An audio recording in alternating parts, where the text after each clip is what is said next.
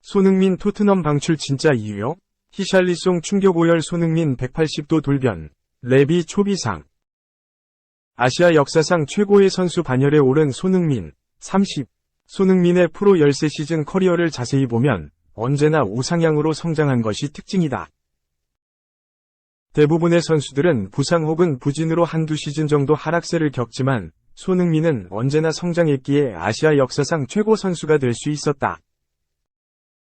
그런 손흥민의 커리어에 처음으로 하락이 찾아온 게 이번 2022-2023 시즌이다. 토트넘 헛스퍼도 14년 만에 유럽 대항전 진출 실패를 겪게 됐다.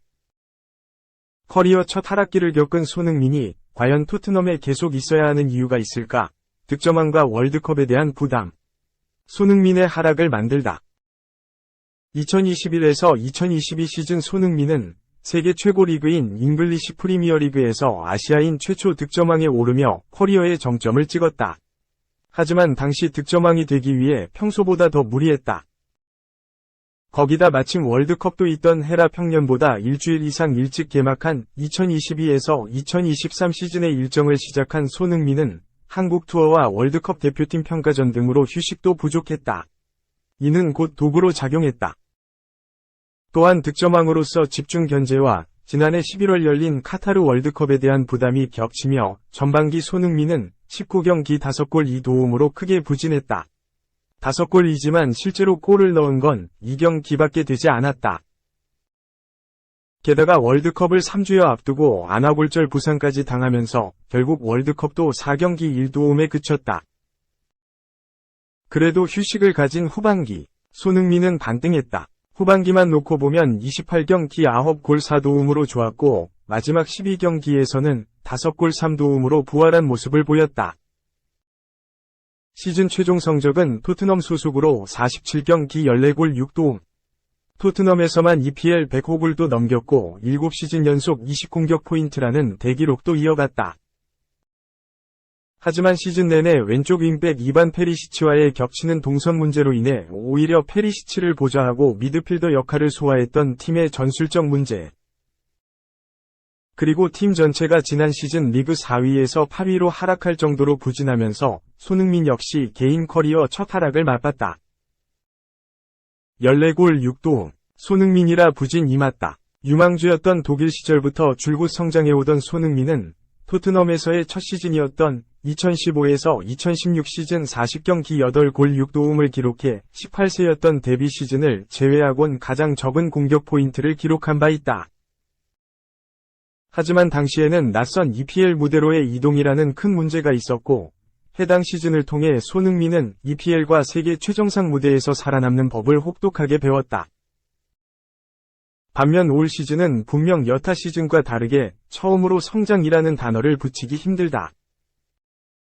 물론 일각에서는 14골 6도움이 어떻게 부진한 것이냐고 반문할 수 있지만 지난 시즌 득점왕이자 고액 연봉자로 기대치가 큰 손흥민의 입지를 생각하면 부진했다는 말을 피할 수 없다. 문제는 손흥민의 올 시즌 부진이 최정점을 찍은 후 하락세의 시작이냐는 점이다. 일반적으로 노쇠화가 찾아올 수 있는 30세 시즌이었다는 점도 걸린다. 매 시즌 성장하다 딱 한 번이 하락을 맛봤지만 다음 시즌 다시 증명해내야 할 손흥민이다. 토트넘 남을 이유 있나? 이제 초점은 손흥민의 토트넘 잔류다.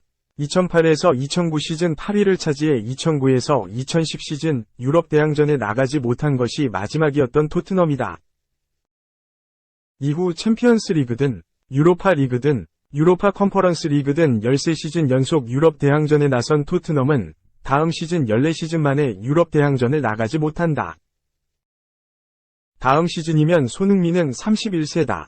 전성기를 구가할 수 있는 시간이 얼마 남지 않았는데 유럽 대항전도 나가지 못한 채 오직 EPL에만 참가하는 시즌을 맞게 된다. 손흥민에게는 시간 낭비일 수밖에 없다. 이미 손흥민은 챔피언스리그 결승까지 나가봤던 선수이기에 유럽 대항전도 나가지 못하는 상황은 개인 커리어에서도 큰 손해다. 여기에 토트넘의 상징인 해리 케인 역시 이적설이 돌고 있는 상황이다. 토트넘의 새 감독이 와도 과연 잘 맞을지, 그 감독은 잘리지 않고 좋은 성적을 낼지도 미지수다. 그렇다고 계속 뛴다고 토트넘 역사상 최고 레전드가 되기엔 토트넘 역사가 깊다. 결단이 필요하다. 손흥민 정도의 선수를 담기엔 토트넘이 너무 작아졌다. 물론 이적에도 변수는 많다. 높은 이적료를 고수할 수밖에 없는 토트넘의 상황에서 손흥민의 나이 역시 31세라는 점은 다음 이적팀이 3에서 4년 후 이적료를 회수하기란 쉽지 않다. 손흥민의 연봉 요구도 클 수밖에 없다.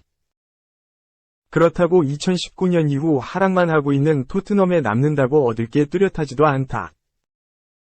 선수들의 로망인 우승을 단 한 번도 해보지 못하고 이대로 손흥민이 은퇴하기엔 위대한 커리어가 아깝다. 그리고 손흥민이 아니라면 어떤 아시아인도 허락하지 않은 꿈의 클럽인 레알 마드리드, 바르셀로나 등에 입단할 아시아 선수가 앞으로 있을까 싶다. 13년 프로 커리어에서 처음으로 하락을 맛본 손흥민, 이제 유럽 대항전도 못 나가는 팀이 되어버린 토트넘에서 우승컵 없이 마무리 짓게 될까? 아니면 새로운 도전을 하게 될까? 과연 과감한 결단은 올여름 내려질 수 있을까? 2. 최초 역사, 김민재. 세리에 A 최우수 수비상 플러스 올해의 팀 수상. 빅리그 첫 시즌의 이관왕. 괴물도 이토록 무서운 괴물이 없다. 괴물, 김민재, 26 나폴리가 세리에 A 데뷔 시즌의 최우수 수비수와 올해의 팀을 수상했다. 세리에 A 사무국은 3일, 한국 시간, 공식 홈페이지를 통해 2022에서 2023 시즌 골키퍼, 수비수, 미드필더, 스트라이커 부문 최우수 선수를 발표했다. 이 중 김민재가 최우수 수비수를 수상했다. 최우수 골키퍼는 이반 프로베델, 라치오. 최우수 미드필더는 니콜로 바렐라, 인터밀란. 최우수 공격수는 빅터 오시멘, 나폴리, 받았다. 올 시즌 세리에 A를 빛낸 최고의 별에게 주는 최우수 선수는 김민재의 팀 동료 흐비차 크라바치엘리아가 차지했다. 최우수 감독상은 나폴리를 우승으로 이끈 루치아노 스팔레티 감독이 받았다.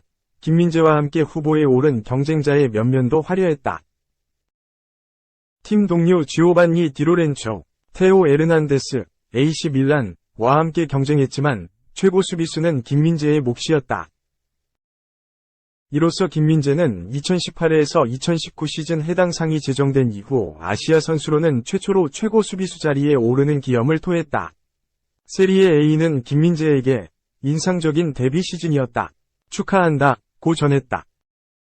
올 시즌 김민재의 활약은 최고였다. 시즌 직전 페네르바체에서 나폴리로 유니폼을 갈아입은 김민재는 유럽 무대 2년차에 빅리그에 입성했다. 괴물에게 적응기조차 필요 없었다. 매경기 뛰어난 활약을 펼치며 리그 정상급 센터백으로 거듭났다. 리그 총 35경기에 출전해 패스 정확도 91%, 걷어내기 122회, 태클 시도 55회, 가로채기 41회를 기록했다. 중앙 수비수지만 틈틈이 공격에도 가담하며 2골 2도움을 올렸다. 나폴리는 김민재의 든든한 수비력을 밑바탕 삼아 33년 만에 리그 조기 우승을 달성했다. 김민재는 지난해 9월 수비수로는 드물게 세리에 A가 선정한 이달의 선수상을 받았고 10월엔 이탈리아 축구선수협회가 선정한 이달의 선수를 차지했다. 축구 통계업체 폼몹에 따르면 김민재의 시즌 평점은 7.43으로 10위에 올랐다. 90분당 평균 패스 1위, 75.1회였다. 공중볼 경합은 2.6회 승리했다. 특히 지난 3월 4일 라치오와 세리에 A 25라운드에서는 8차례 공중볼 경합을 모두 따내는 괴력을 선보였다. 드리블 돌파 상황에서 상대를 놓친 적이 총 4회뿐이 안 될 정도로 촘촘한 수비력을 자랑했다. 김민재는 최우수 수비수와 더불어 세리에 A 올해의 팀에도 선정됐다.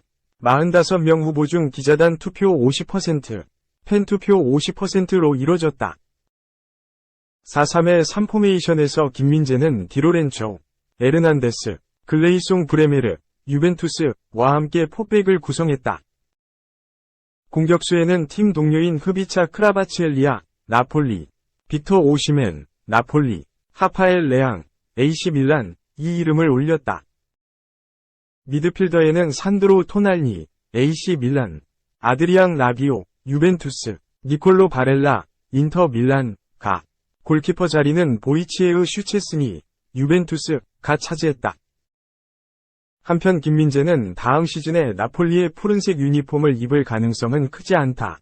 현재 맨체스터 유나이티드, 맨체스터 시티 등 잉글리시 프리미어리그 B클럽들이 막강한 자본력을 이용해 김민재를 노리고 있기 때문이다. 추정 바이아웃이 6천만 유로, 약 842억 원에 이르지만 B클럽들은 세계 최고 수비수로 거듭난 김민재를 잡기 위해 돈을 아끼지 않을 것으로 보인다. 김민재는 6일께 한국으로 귀국한 뒤 기초군사훈련을 위해 15일 훈련소에 입소할 예정이다.